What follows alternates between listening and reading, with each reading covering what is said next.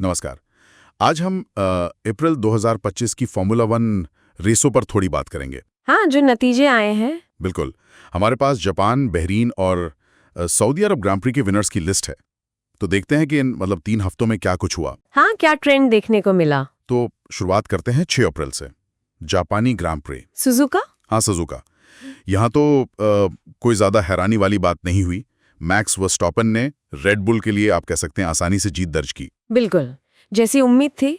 हाँ, वैसी ही शुरुआत जैसी शायद ज़्यादातर लोग सोच रहे थे। हाँ, और देखिए सुजुका का जो ट्रैक है और रेड बुल की जो कार है, उनका कॉम्बिनेशन पिछले कुछ टाइम से बहुत ही मजबूत रहा है। सही। तो मैक्स का वहाँ जीतना ये दिखाता है कि सीजन के शुरुआत में तो उनका दबदबा बिल्कुल था। लग रहा था कि शायद ये सीजन भी पिछले साल जैसा ही जाएगा। बिल्कुल बिल्कुल वैसा ही लग रहा था, लेकिन फिर चीजें बदली। हाँ। बहरीन ग्रैंड प्री और नतीजा एकदम अलग। हाँ, बिल्कुल अलग। इस बार जीत मिली ऑस्कर पियास्ट्री को मैक्लारन की गाड़ी में। ये थोड़ा कह सकते हैं चौंकाने वाला था, है ना? बिल्कुल, बहुत चौंकाने वाला।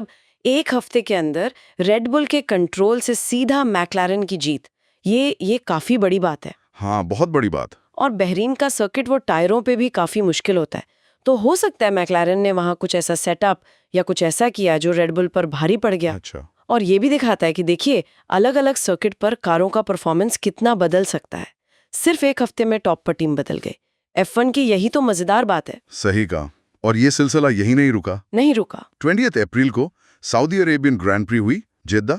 वो तेज स्ट्रीट सर्किट। हाँ, बहुत तेज। और नतीजा फिर से ऑस्कर पियास्ट्री और मैक्लारन, लगातार दूसरी जीत, बैक टू बैक। ये सच में ध्यान देने वाली बात है।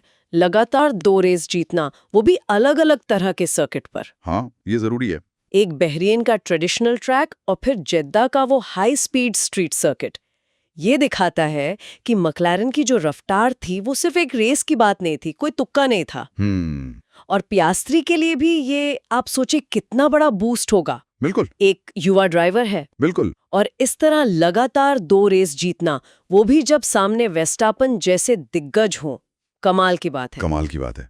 तो अगर हम इन 3 हफ्तों को एक साथ देखें, पहले मैक्स की जीत जापान में, फिर पियास्ट्री की लगातार 2 जीत बहरीन और सऊदी अरब में, इसका मतलब क्या निकालें? क्या ये मैक्लारन की तरफ से रेड बुल के लिए एक सीरियस चैलेंज की शुरुआत है? देखिए, ये सवाल तो अब हर किसी के मन में है। सीजन के शुरुआत में इस तरह के नतीजे वो पूरी चैंपियनशिप का रुख बदल सकते हैं। हाँ, बिल्कुल। एक टीम का अचानक से ऐसे 2 रेस जीत जाना, वो बाकी टीमों पर, खासकर रेड बुल पर जबरदस्त दबाव डालता है।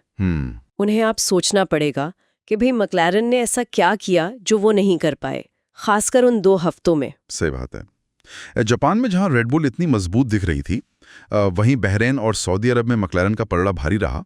तो क्या ये सिर्फ इन ट्रैक्स की वजह से था, या मैक्लारन ने सच में अपनी कार को इतना बेहतर बना लिया है? हाँ, यही तो $1 मिलियन का सवाल है ना?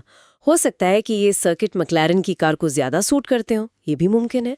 या फिर उन्होंने कुछ बड़े अपग्रेड्स किए हों जिनका असर अब दिख रहा है। अच्छा। और पियास्ट्री की ड्राइविंग फॉर्म भी तो देखिए, वो भी शानदार रही है। हाँ, वो भी है। और ये भी हो सकता है कि रेड बुल को इन 2 रेसों में शायद कुछ छोटी मोटी दिक्कतें आई हों जिनके बारे में हमें न पता हो। ये भी हो सकता है। तो कुल मिलाकर अप्रैल के महीने ने F1 सीजन में जरूर एक नया रोमांच भर दिया है। हाँ, मसाला आ गया है। बिल्कुल। मैक्स वर्स्टैपेन की शुरुआती जीत के बाद ऑस्कर पियास्ट्री और मैक्लारन ने लगातार 2 जीत दर्ज करके सबको थोड़ा सोचने पे मजबूर कर दिया है। बिल्कुल। और यहाँ से एक दिलचस्प सवाल ये उठता है कि क्या ये मोमेंटम, ये लय बनी रहेगी? क्या पियास्ट्री और मैक्लारन आगे भी इसी तरह रेड बुल को टक्कर दे पाएंगे? देखिए, किसी भी ड्राइवर और टीम के लिए लगातार अच्छा प्रदर्शन करना, अलग अलग हालातों में जीतना, वही असली चैंपियनशिप की पहचान होती है। सही। तो आगे के रेसों में यही देखना सबसे दिलचस्प होगा कि क्या ये सिर्फ 2 रेस की बात थी, या ये एक नए ट्रेंड की शुरुआत